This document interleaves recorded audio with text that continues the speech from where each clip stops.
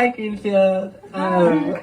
It's really nice to be back. Last time I was here was for Wet Hot Jewish Summer. I had so much fun. I just had to come back. What's new with me since last time is lately I've been scheming to get my hands on a pussy. And I was telling this to my mother, and she was kind of taken aback. She was like, Aviva, bottom surgery. It sounds great. I'm behind you every step of the way. But listen. Have you ever considered that maybe instead you could do ayahuasca with a psychedelic specialist rabbi?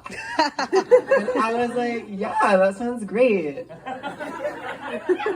Is this psychedelic specialist rabbi going to be self-lubricating? And my mom was like, it's not really about that. It's just it might make you more comfortable in your body. And I was like, if it doesn't self-lubricate, it's not going to be comfortable. I am already transforming my genitals into a psychedelic specialist rabbi? And now you're telling me that it doesn't even self-lubricate? How do you think that's gonna feel? How is that going to feel?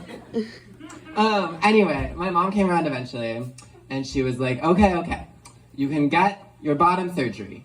But so help me God, if this new vagina interferes with a trip to Jerusalem, I have spent the last 5 years planning, I'll just go ahead and rip you one right now.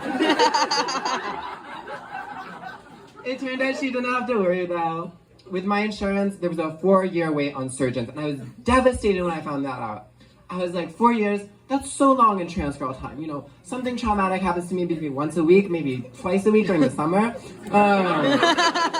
And also, think about the number of dicks that I'm going to shit on in the next 4 years. And for those of you that do not know me, it's going to be so many dicks that I shit on in 4 years. I don't even want to think about that number. Anyway, I told my dad about it too. I told my dad about the wait time for vaginas, and he was like, wow, the war in Ukraine really fucked up the supply chain for everything. And I was like, no. It's not the war in Ukraine. It's just a local economy issue. There are too many trans girls that want vaginas, and there are not enough cis girls giving their vaginas away. These cis women are out here hoarding their vaginas. I have heard that some of them have inner and outer labia.